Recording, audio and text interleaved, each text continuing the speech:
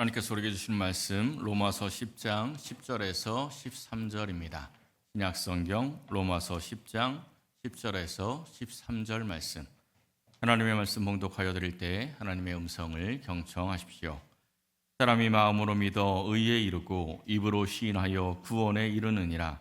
성경에 이르되 누구든지 그를 믿는 자는 부끄러움을 당하지 아니하리라 하니 유대인이나 헬라인이나 차별이 없음이라. 한 분이신 주께서 모든 사람의 주가 되사 그를 부르는 모든 사람에게 부요하시도다. 누구든지 주의 이름을 부르는 자는 구원을 받으리라. 아멘.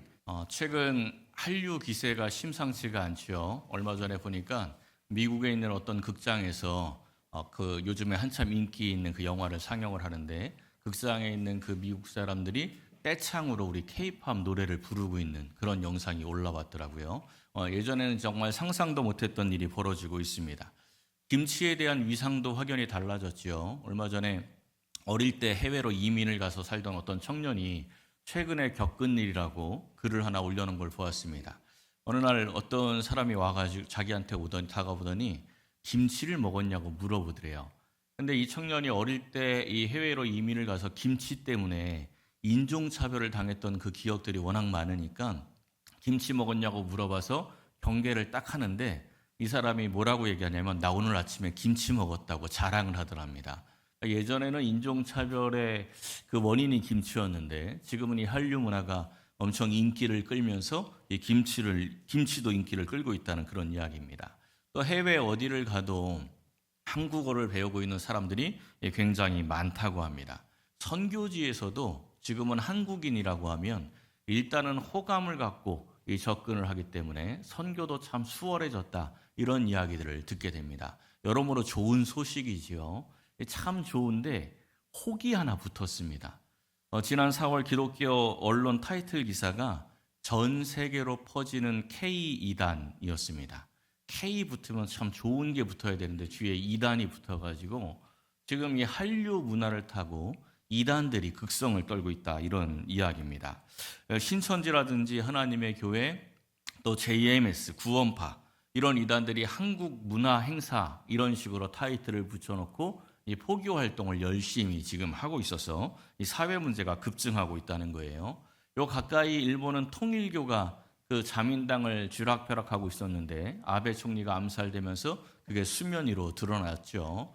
그리고 독일이나 프랑스가 요즘 최근에 신천지 문제로 심각한 사회 문제가 발생하고 있다고 합니다.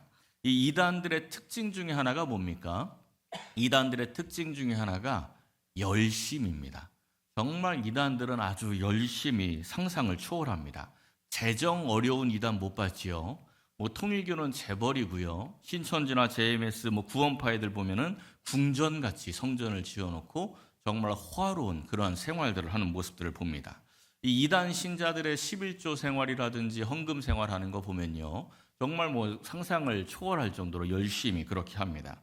이 사람들의 열정, 헌신 이런 걸 보면 정말 본받고 싶을 정도죠. 그런데 그들에게 문제가 뭡니까? 뭐가 문제예요?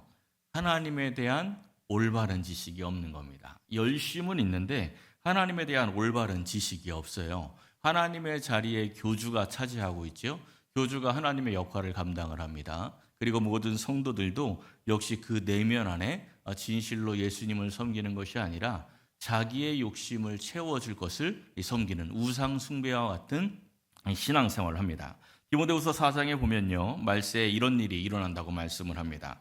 사람들이 바른 교훈을 받지 아니하고 귀가 가려워서 자기의 사욕을 따를 스승을 많이 두고 그 귀를 진리에서 돌이켜 허탄한 이야기를 따른다. 그러니까 바른 성경의 말씀은 재미가 없는 거예요. 그냥 하나님의 말씀은 재미가 없고 자기 내면 안에 있는 깊은 욕망을 자극해서 뭔가 무엇인지 이루어질 수 있을 것 같고 이 세상의 욕심들을 채워줄 것과 같은 그런 거짓 선지자들의 메시지를 좋아한다라는 것입니다. 이러한 잘못된 열심은요, 구원으로 이끄는 것이 아니고 파멸로 이끈다는 것을 우리가 기억해야 합니다. 오늘 나눌 이 로마서 10장의 말씀은요, 우리가 지난주에 나눴던 9장과 연결이 됩니다. 이스라엘 백성들의 구원에 대한 말씀이 이어져요. 근데 이스라엘 백성들이 왜 이 구원의 길에 이르지 못하고 있는지에 대해서 이 10장 말씀이 그렇게 시작을 합니다. 한번 보십시오. 그들이 하나님께 열심히 있으나 올바른 지식을 따른 것이 아니다. 이 유대인들이 하나님에 대한 열심이 분명히 있습니다. 하나님을 열심히 믿고 있어요. 그런데 올바른 지식을 따르는 것이 아니다 보니까 이 구원자로 오신 예수님을 십자가에 못 박았다는 것입니다. 오늘 나눌 말씀은 올바른 지식을 따르는 바른 믿음이 무엇인지, 어떠한 믿음인지를 우리에게 보여주고 있습니다. 사랑하는 성도 여러분, 오늘 이 말씀을 함께 상고하며 올바른 지식으로 바른 믿음을 얻고 참된 구원을 향유하시기를 예수님의 이름으로 간절히 축원합니다. 첫째는 마음으로 믿어 입으로 시인하는 믿음입니다.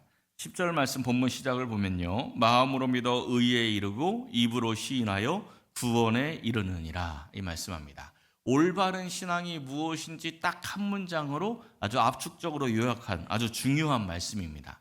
먼저 이 마음으로 믿어, 이게 무엇인지 좀 알아야 돼요. 마음으로 할 때 이 마음이 번역된 단어가 헬라어 카르디아인데 우리말하고는 좀 마음에 대한 느낌이 달라요.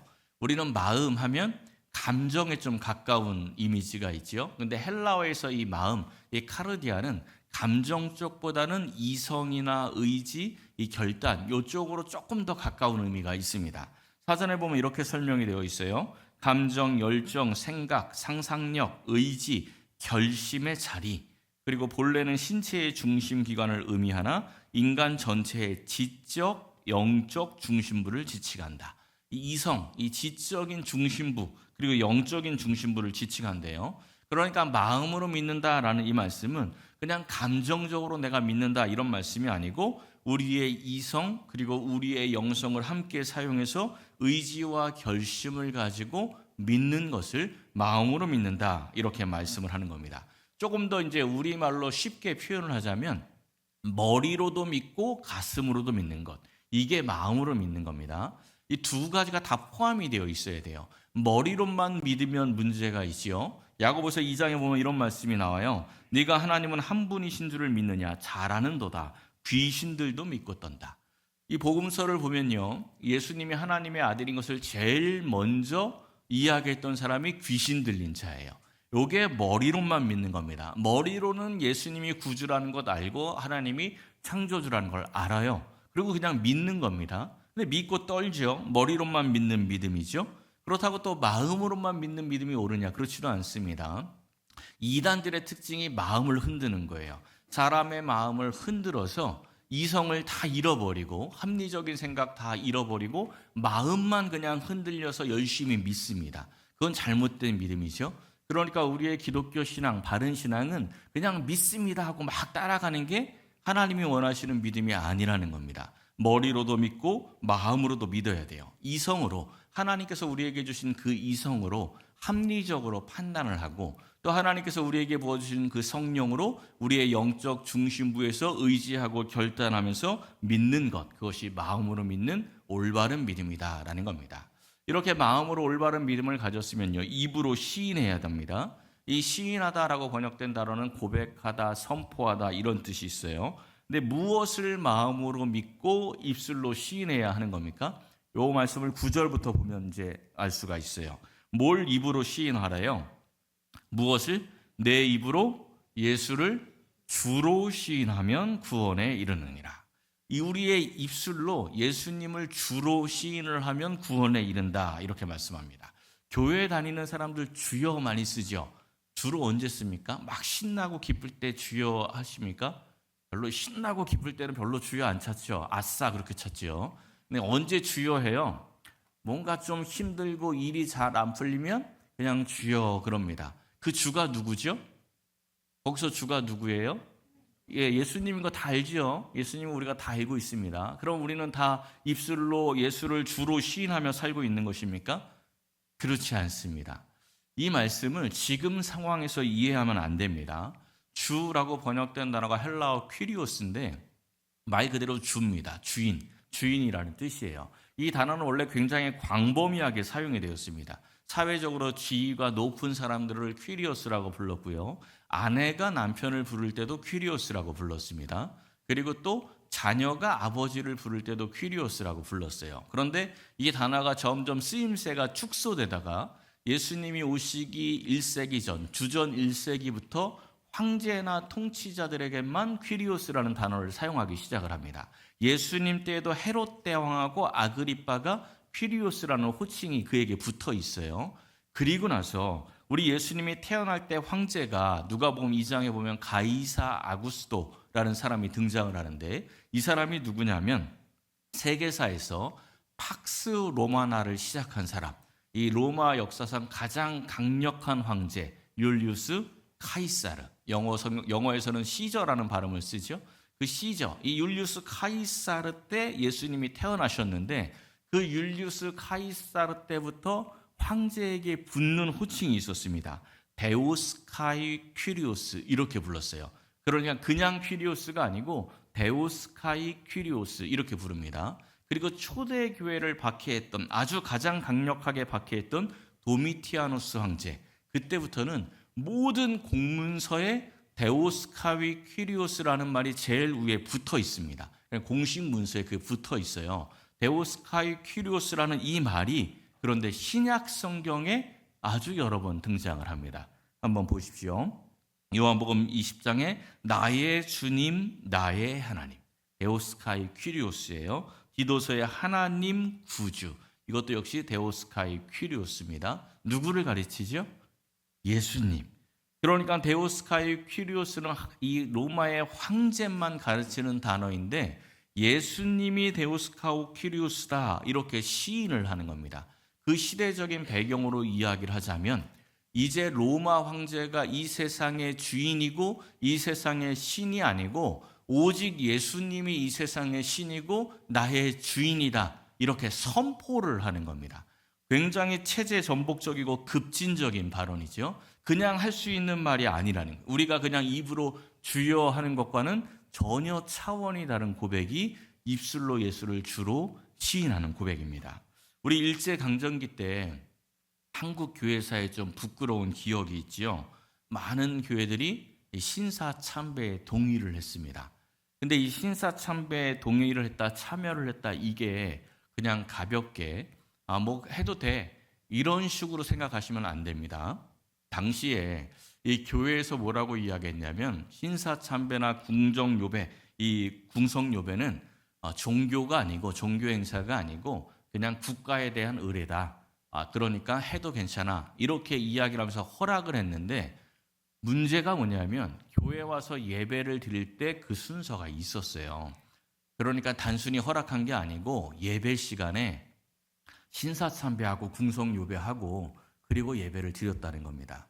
그 시대에 하나님만이 우리의 주님이다, 이거 우상숭배다 하고 끝까지 버티면서 고초를 겪은 교회가 많지가 않습니다. 거의 대부분이 그렇게 했어요. 지금 이 말씀을 왜 드립니까? 한국교회 초기부터 문제 많았네, 이 말씀을 드리는 게 아니고, 예수를 주로 시인하며 사는 게 그렇게 어렵다는 겁니다. 지금 우리가 일제강점기 때라고 생각을 해보십시오. 우리 미라일교회는 신사참배 안 할 자신 있습니까? 그거 자신할 수 없습니다. 그 자리에 있지 않는 이상은 자신할 수 없어요.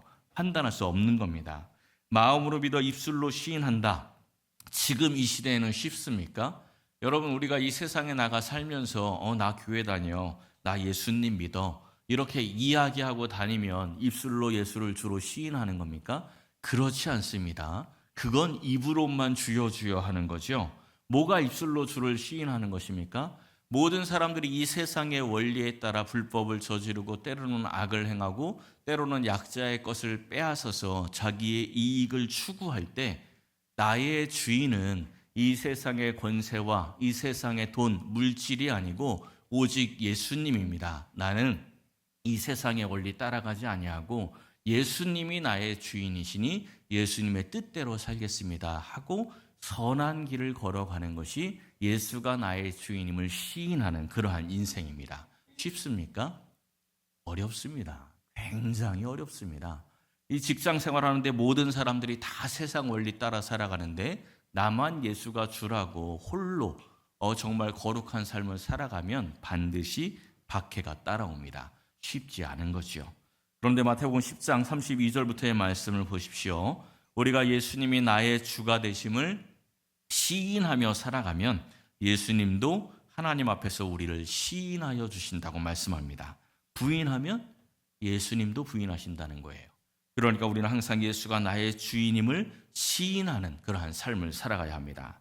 사랑하는 성도 여러분, 우리의 감정과 생각, 그리고 의지, 우리의 지성, 영성, 이 모든 것들을 동원하여서 예수님을 믿고, 그리고 이 믿음을 이 세상 속에서 시인하며 살아서 하나님 앞에서 우리를 인정하여 주시는 그 주님의 복된 음성을 꼭 들으시기를 예수님의 이름으로 간절히 축원합니다.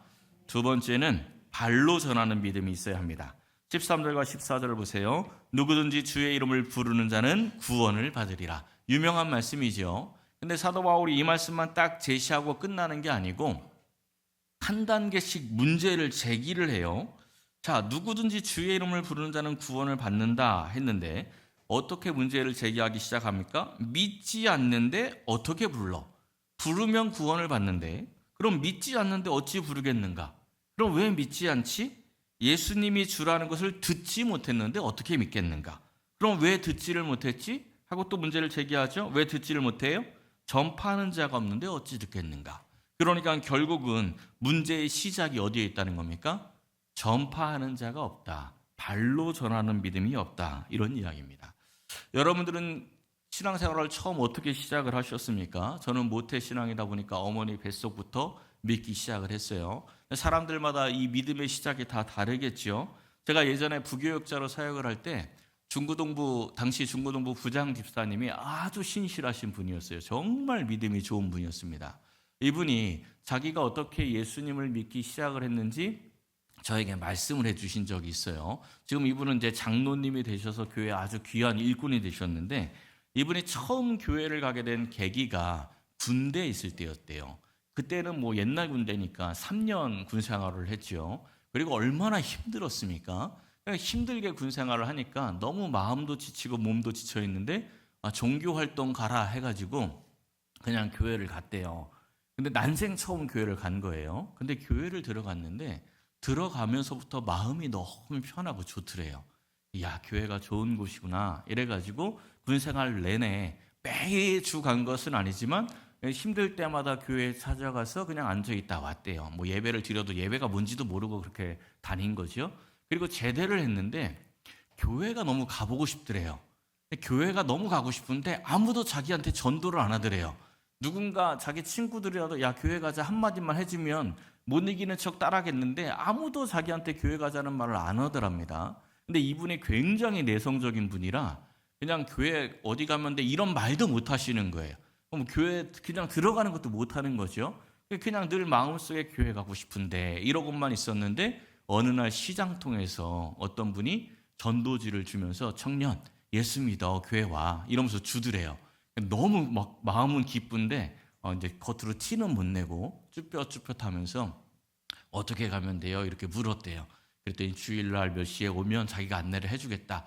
이래서 그 교회를 다니기 시작을 했는데 그때 제가 갔을 때는 중고등부 부장님이 되어 있었고 지금은 장로님이 되신 거죠. 굉장히 귀한 열매가 맺혀진 거죠. 15절 말씀을 보십시오. 아름답도다 좋은 소식을 전하는 자들의 발이요. 이 시장통에서 이 전도지를 처음 주셨던 분이 이런 열매가 맺혀질 것이라고 생각이나 했겠습니까? 그냥 한 것이요. 근데 자기도 모르게 좋은 소식을 전하는 아름다운 발이 된 것입니다. 우리 미랄교회도 매달 마지막 주 수요일에 전도를 하지요.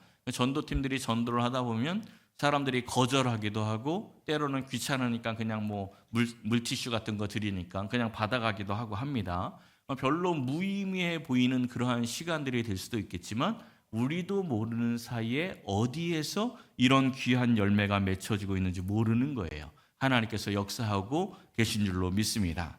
이 교회에서 함께 전도할 때 참여하실 수 있는 분들은 꼭 함께 참여하시기를 바랍니다. 또 교회뿐 아니라 삶의 모든 자리에서 할 수 있는 대로 복음을 전하시길 바랍니다. 그렇게 열심히 복음을 전하면 그 자리가 하나님께서 보시는 아름다운 발걸음이 되는 겁니다. 그리고 그 자리를 하나님이 아름다운 발걸음으로 만들어 주시는 겁니다. 이 말씀, 이 15절 말씀이 인용된 곳이 이사야서 52장의 말씀인데 한번 보세요. 좋은 소식을 전하며 평화를 공포하는 그의 발이 아름답다 하면서 누구의 소리래요? 파수꾼들의 소리다 이렇게 말씀합니다. 하나님께서 이스라엘 백성들을 택하시고 구원하여 주신 그 이유가 뭐예요?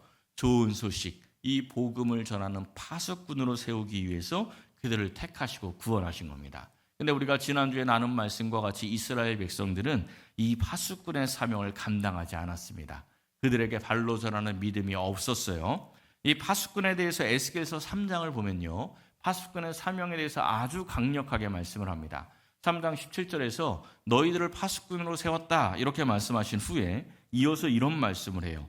이 심판이 선언된 악인을 깨우치지 않거나 생명을 구원하게 하지 않으면 악인은 그 죄 때문에 죽는 게 당연한 것이고 너도 그 핏값을 너에게 묻겠다 이렇게 말씀합니다. 무서운 말씀이죠. 그리고 그 악인에게 네가 말씀을 전했는데, 복음을 전했는데 그가 돌이키지 않으면 그는 그 죄 때문에 죽겠지만 너에게는 그 핏값에 대한 책임이 없다. 너는 생명을 보존한다 이렇게 말씀을 합니다. 그러니까 영혼 구원에 대한 책임이 우리에게 있는 것은 아닙니다. 근데 우리에게 어떤 책임은 있어요? 복음을 전할 책임은 우리에게 있는 것입니다. 그 책임을 감당해야 하는 거예요. 이동원 목사님 책을 읽다 보니까 이분이 자기와 친한 이 친구 목사님, 미국에 살고 있는 그 목사님이 해주셨던 간증을 소개를 해주셨어요. 그 목사님은 정말 어디에서든지 복음을 전하려고 애를 쓰는 그런 분이래요. 어느 날 아침에 어떤 식당에 가서 아침 식사를 하는데 이 웨이트리스가 굉장히 불친절하게 자기를 대하더랍니다. 접시를 갖다 놓는데 테이블에 던지듯이 그냥 이렇게 휙 갖다 놓고 이 도구도, 이 식기 도구도 그냥 이렇게 휙 갖다 던져놔가지고 아침 먹으러 갔다가 마음이 확 상해버린 거예요. 이 목사님이 굉장히 기분이 나쁘죠. 식당에 갔는데 종업원이 그렇게 막 하면 기분이 좀 안 좋죠. 그래서 미국 사회는 이 팁을 놓고 가야 되지 않습니까? 마음이 기분이 너무 안 좋아가지고 이 사람 팁 주지 말아야 되겠다, 그냥 나가야 되겠다 이렇게 딱 생각을 하는데 성령께서 마음 깊숙이 역사하시면서 말씀을 하시더래요. 얘야, 이 자매가 안 좋은 일이 있을 줄 어떻게 알겠느냐? 네가 도리어 위로해라. 이런 말씀을 이 성령께서 주시더래요. 그래가지고 이분이 그 팁을 안 놓고 가려다가 $10를 딱 놨대요. 보통 이제 아침 식사는 저렴하니까 팁 많이 줘봐야 $1 내외겠지요. 근데 $10를 테이블 위에 올려놓고 나간 거예요. 그랬더니 이 자매가, 이 종업원이 그 돈을 들고 뛰어나와서 같이 나와서 선생님 돈을 두고 가셨어요. 이렇게 이제 $10 팁이 나올 리가 없으니까 돈을 잃어버리고 가신 것 같습니다 하고 돈을 들고 나왔더래요. 그래서 이 목사님이 그분에게 아닙니다. 자매님이 별로 안 좋은 일이 있는 것 같아서, 마음이 좀 안 좋은 것 같아서 이 팁을 통해서라도 마음이 좀 유쾌해지길 바라는 마음에 두고 갑니다. 이렇게 이야기를 했더니 이분이 고개를 푹 숙이더니 죄송합니다. 제가 아침부터 좀 태도가 안 좋았지요. 이러더니 제가 전날 이혼을 좀 당했습니다. 이러면서 이 마음 안 좋은 상황을 이야기하더랍니다. 그래서 이 목사님이 다시 들어가서 그 식당에 앉혀놓고 복음을 전했다는 그런 이야기를 하셨습니다. 그러니까 지금 이 목사님의 자리가 어떤 발걸음이 되었습니까? 그냥 굉장히 불쾌한 발걸음이 됐었던 그 시간이 복음을 통해서 성령의 음성에 순종하며 아름다운 발걸음으로 변화가 된 것입니다. 사랑하는 성도 여러분, 발로 전하는 믿음으로 이 삶의 모든 현장, 또한 인생의 모든 순간이 아름답도다. 우리 하나님께 칭찬받는 복된 발걸음이 되시기를 예수님의 이름으로 간절히 축원합니다. 마지막 세 번째는 듣는 믿음이 있어야 합니다. 16절과 17절 말씀 보십시오. 이스라엘 백성들이 복음을 순종하지 않았대요. 근데 왜 순종하지 않았습니까? 믿음은 들음에서 나며 들음은 그리스도의 말씀으로 말미암았다. 그러니까 순종하지 않은 이유는 듣지 않았기 때문이죠. 이 듣는 믿음이 없어서 복음에 순종하지 않은 것입니다.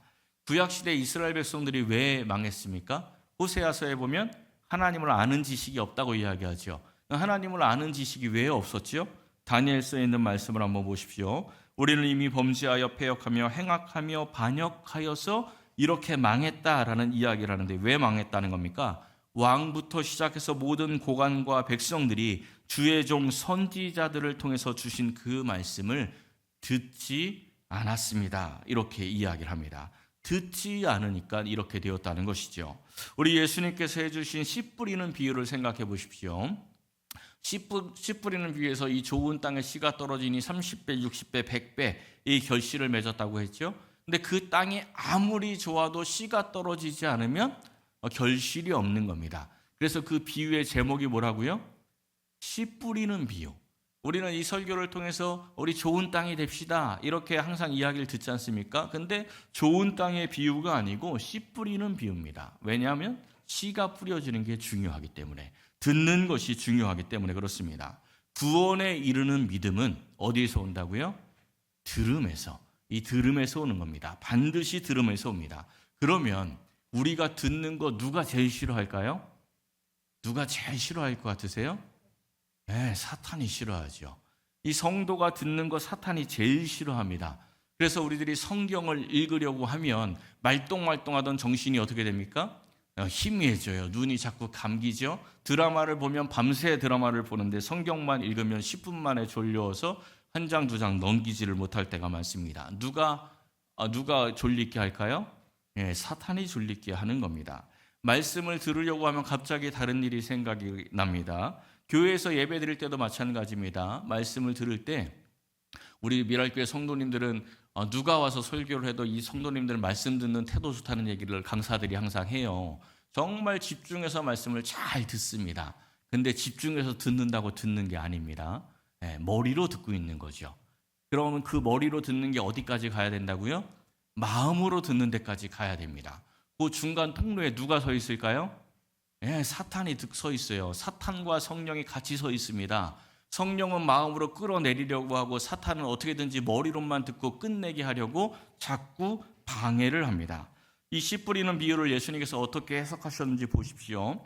하나님의 말씀을 듣고 깨닫지 못할 때는 악한 자, 사탄이 와서 그 마음에 뿌려진 것을 빼앗는다. 그러니까 주일의 말씀을 듣고 머리로 보면 여러분들 눈빛이 똘망똘망 하거든요. 다 이해하고 계세요. 머리로 다 이해했는데 그게 마음으로 들어와서 깨닫지 못하면 그냥 주일 예배 때 끝나는 거예요. 예배 끝나고 돌아서면 그냥 오늘도 재밌게 말씀 잘 들었네 하고 가는 겁니다. 그리고 주중에는 하나님의 말씀과 관계없이 사는 거죠. 아무 관계없이 살다가 또 주일에 와서 머리로 열심히 말씀 듣고 그리고 가는 겁니다. 사탄에게 속는 거예요. 마태복음 15장에 있는 말씀을 한번 보십시오. 마음이 내게 멀면 하나님의 말씀을 들어도 헛되이 경배한다. 하나님의 말씀을 열심히 듣는데 헛되이 경배해요. 그래서 예수님이 뭐라고 이야기합니까? 듣고 깨달아라.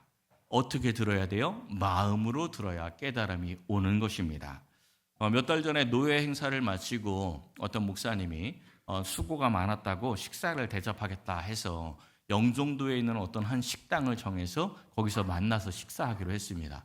10시 반에 도착을 했거든요. 오전 10시 반에 도착을 했는데 대기번호를 주더라고요. 32번. 그 번호를 아직도 기억합니다. 32번 받고 11시에 들어가서 밥을 먹었어요. 이랬는데 거기는 우리가 사람이 없을 때 가서 그렇게 빨리 먹을 수 있었던 거래요. 주말에는 아침 9시부터 기다리는 사람이 있답니다.